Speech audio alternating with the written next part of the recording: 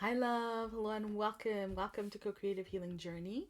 My name is Greta. I am a healer, and here on the channel, I'm hosting an ongoing healing process where I deliver messages from spirit, and then I enact intuitive healings over on my Patreon that are the continuation of those readings. And I also have energy work there for you. So if you want some healing, if you're looking for that at this time, this is the process the spirit has created for you and for our soul group, right? So for that soul group, I today have a message that is kind of unique. It's an energy check-in, but spirit wanted to talk to us about our road into 2025 and to bring through messages that are going to help us at this time, because we are in this energy of the eighth vibrational year.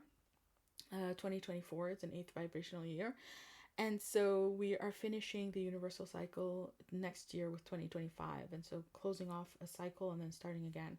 And this would be a cycle that started in 2017. So after 2016. And we can all remember how transformative 2016 was in general. But so at this time, there's a lot of that energy coming back from 2016. And, even at a collective level, we can look at 2016 and see Donald Trump running for president against a Democratic opponent. And so there's the message that there's a lot that's coming back because the cycle is moving towards completion. And 2025 is an energy that is completely its own. And I have videos here on the channel that talk about that into 2025. You can find them in the energy updates playlist. So I'm not going to go into that too much, but there is this energy where 2025 is a portal that is allowing us to move into 2026 and beyond, so that where there's a completely different energy dynamic and cycle unfolding on the other side of that. And especially for, again, those of us who are in the soul group and have been doing this work of soul growth and soul evolution. And so necessarily when we're going back to 2016 and how things happen, they can't happen in the same way. It just can't happen in the same way. It can look like the same things on paper, but what is going to unfold is going to be different. And that can be right in the minute level. So I was talking about Donald Trump, for example. So Donald Trump may or may not be reelected, but even if he is elected, it'll be a completely different of unfolding than the last time around. It cannot happen in the same way. And especially for those of us who are in on the soul group, right? So you can look in your own life, what's happening that seems to look like what was going on in 2016 in this old cycle, or 2015, 2016. What were you doing? What were you up to that is coming back around? And then knowing that this time around it's going to unfold differently. So that's going to be the core of it. It's like a little bit energy cleanup, but it's also to promote an awareness of the shift and the change, because when you experience it, you can't kid yourself that it's not happening, right? So you can say, well, it's happening the same way, it's the same thing, but then you have the experience and you realize, oh no, it's not, right? So for example, smaller level, 2015, 2016, you went to get a loan at the bank and they turned you down. And so this time around you go back to the bank and it looks like it's the same bank manager, it's the same, you have the same project, you have the same amount of money, you have all of these same conditions, but it doesn't mean that it's going to unfold in the same way. Where they turned you down, now they can't say yes because there's a new law and there's a new this and a new that. There's a big message about things that you also don't know about beneath the surface.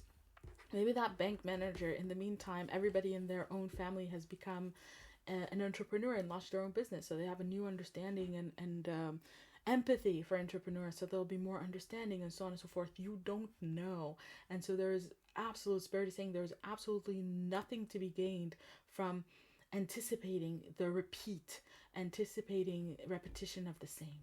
So let's look at the cards. We have river movement.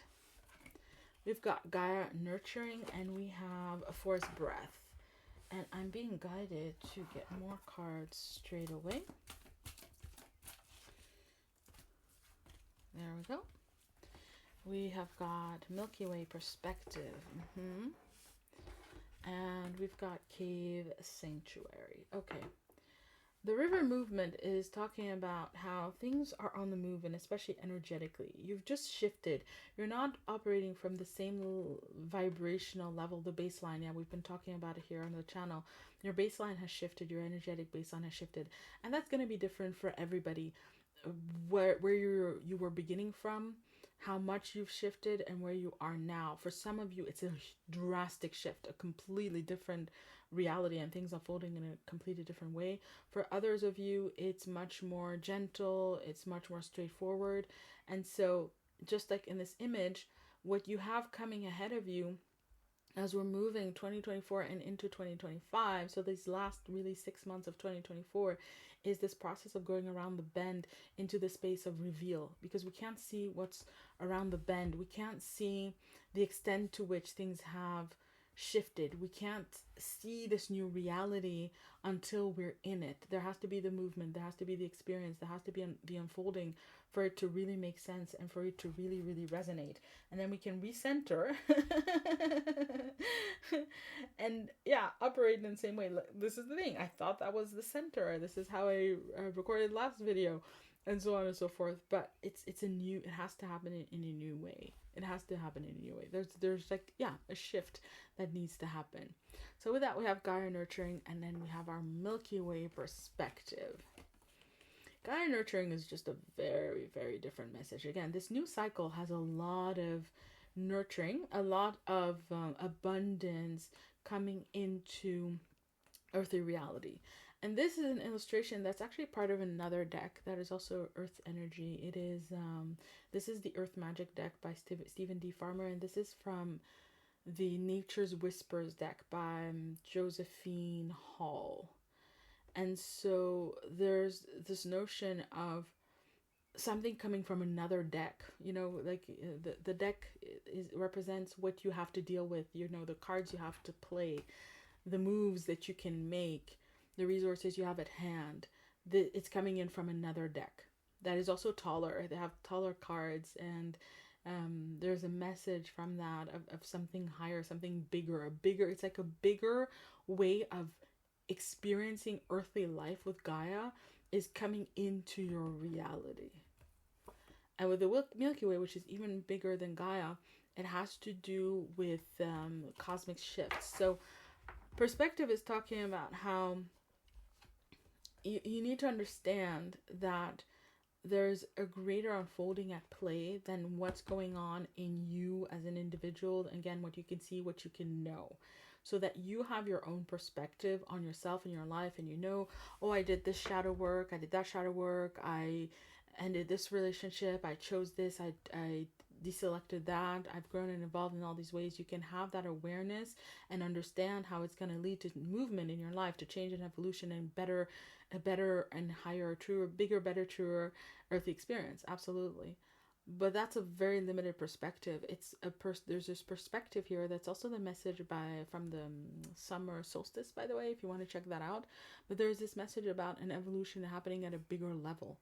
So whatever you're intended to experience now in your life, it is not about you specifically necessarily, but it is about how earthly life is shifting and evolving, and also how earthly life needs to shift and to evolve, because we're shifting into a new age. We're shifting into a different way of doing earthly life, human life on earth. We're changing that completely. And so when you know that, there's a way in which you can not personalize it, because if you personalize it, then you get this belief that it's all about you. I have to do A, B, C, or D to be worthy, for it to work. If I don't come through, it's not going to happen. No. If you can zoom out, you get this perspective that it's just the new way here on earth, and then how that unfolds in your life can be completely different. Now here with forest breath, actually cave sanctuary. Wow.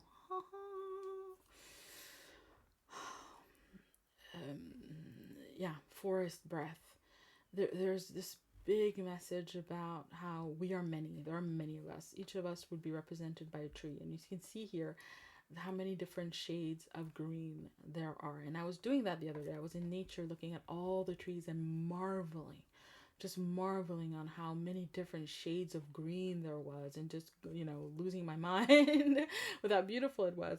But it made me think about painters like, is it Degas? No, it's not Degas, but one of my favorite painters, I forget his name, but he used to draw southern France, and he would draw a lot of this, like a lot of different greens. And I imagine him hundreds of years ago seeing what I was seeing, right? But through his eyes, because he's an amazing painter, and how amazing that would have been, transcendent. And so there's a message here across time and space. There are people, there will always be people who see the world in a different way, and who can kind of have a spiritual experience of the world, to put it in a very specific and specific way, simple way, simplified way. And that's you, that's me, that's so many different people. There's a forest of us. There's so many of us. Even though with Cave Sanctuary, we are having a very solitary experience. So this is going to resonate more or less, but you would be the only person in your family, the only person in your friend group, in your workplace, in your church, who sees things in this perspective. There's sanctuary here, but there's also this notion of isolation, and a message even to kind of keep it to yourself, in the sense of for you to value it, right? It's valuable for you to have this experience. It's not about you convincing other people to have it, dragging other people to it, into it. And also really to understand that at this time and in the shift, how it's unfolding, it's gonna be for you. Spirit is gonna show up for you. Now you can choose to share that with others or not, right? But it's gonna be very much about the individuality in you and your process, and blessing you for that. But as much as you are being blessed individually, and it is very, again, I repeat it's, don't expect other people to move into the same dynamic. Don't expect them to get it. Don't expect them to respect it. You get it, you respect it, you embody it, you follow it. And just as much as in your everyday life, in your space, there's only going to be you. Know that on a greater level, around the planet, in this world, from the higher perspective, we are legion. There are so many of us. And part of the next cycle is to step from the sanctuary, from the space, to meet others and to connect with others. But you're only going to be really able to connect with others if you are experiencing it as a sanctuary, as something sacred to be. You're not isolated, you're not alone, you're not a freak, you're not a weirdo.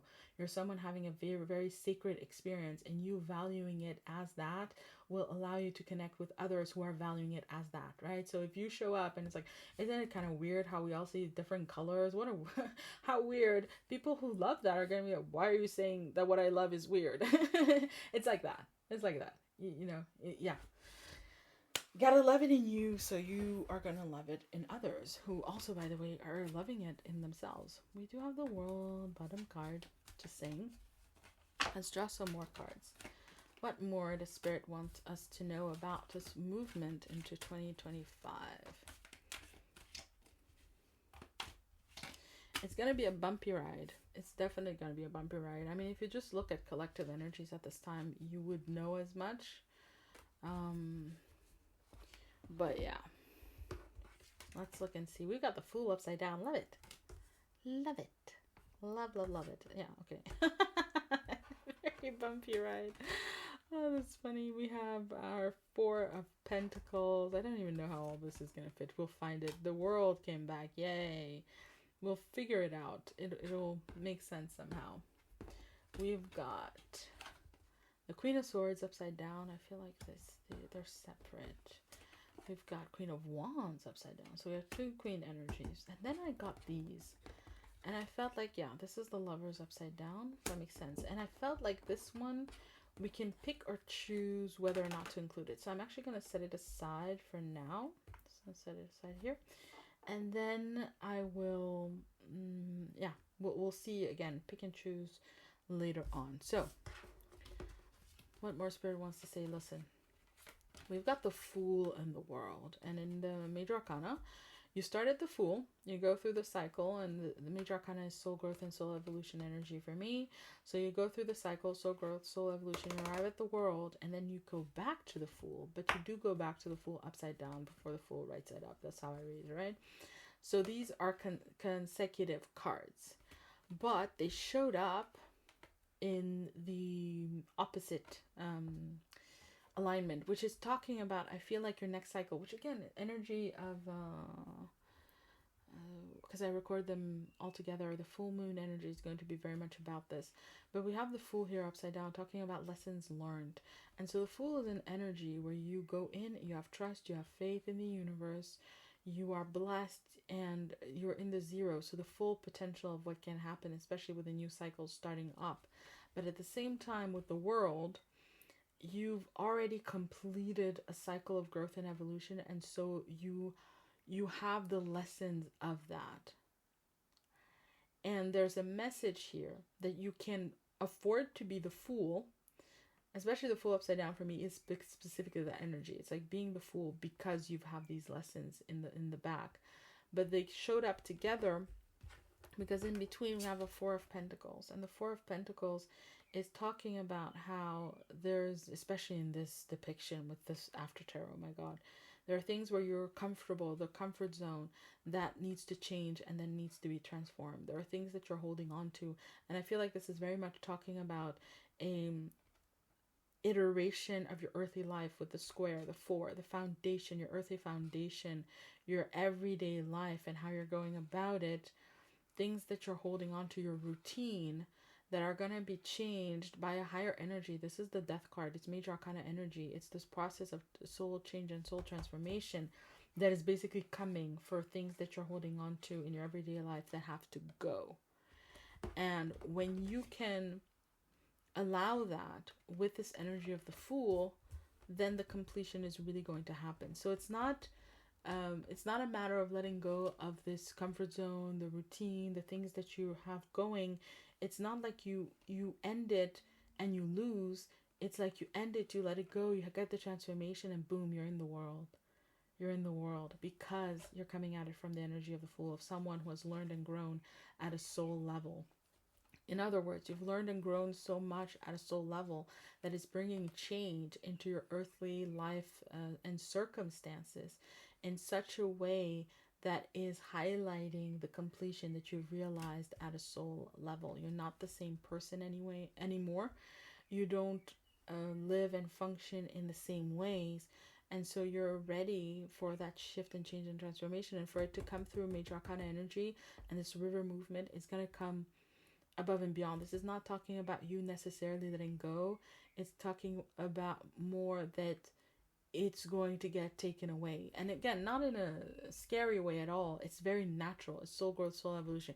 It's the Fool in the world. You're going to be cool with it. You're going to be good with it. But you don't know that a priori. You don't know that from the onset. You have to move through it to really realize, wow, I've grown so much, evolved so much, that I don't even want to hold on to this. Thank you, Spirit, for taking it away. Let's go. What else you got? What else you got? And again, Four of Pentacles, a lot about how you thought you were and how you thought you should be, how you thought life should be lived. There's a lot here that is habit, that is assumptions, also just the way that things have been, and it's time to change that. And you know, depending on where you are right now, that can be more or less exciting, but there's a tremendous amount of potential here based on the growth that you realized, and you're going to be able to see it through. So second bit of dynamics, we got two queens, Queen of Swords, Queen of Wands. And this is embodiment. And so this is something about you growing and evolving into two versions. It's basically talking about personal growth. On the one hand, Queen of Swords, there's a lot of clarity. There's a lot of, you're looking at this transformation. You know what to think about it. You have a lot of clarity. And the Queen of Swords is this energy of the higher perspective. It is this energy that's very philosophical. Oh, this is how life is. Yeah, she's in the clouds up here. This is how life is. This is how it goes. I do a lot of Queen of Swords talk these days where I'm going, you know, people tell me something that doesn't work well, and I just go, well, you know, it is what it is. yeah, that, you know, it's gonna happen. I'm like minor things like, oh, accidents happen, okay. It's that kind of energy. And then on the other hand, we have Queen of Wands, and Queen of Wands is very passionate, and it matters, and there's conviction. This is how life should be. This is what I want. This is where I want to go. There's following the light, wanting the best in every single situation and circumstance, and caring so dang much. It's that kind of energy. Just putting your heart, your soul into it, and valuing it so much. And wanting to invest and to put yourself out there in order to make it happen. Queen of Wands is not passive energy. It's like, okay, I'll put in the energy, I'll put in the value, I'll aim for it, I'll put in the intention. It's still intentional energy. I'll put in the conviction, I'll put in the there's an energy, or the courage, the valiance, and holding on to the thing. It has to be like this, it has to be like this. It's in a very, again, heart-centered way, very true way, but they're upside down. So this is talking about an evolution that needs to happen. And when we look at it, we have the Lovers upside down, which traditionally is a card between the societal thing and what we love, the logical thing and what we love, and so on, to kind of see those two within opposition. But the Queen of Swords here is talking about, both queens actually upside down are talking about, and the Lovers upside down, all of it is talking about how there's no opposition. You need to learn to find a way to be both, to grow and evolve, because there's evolution and growth. But your evolution in both of these elements is not going into a dichotomy or into opposition. You're learning and growing and evolving at these levels so that they can look at each other, right? If they're upside down, they're looking away from one another. When they're right side up, they're looking towards one another, and that's what you want. You want this higher and very logical and very philosophical perspective to say, oh well, things happen, it is what it is.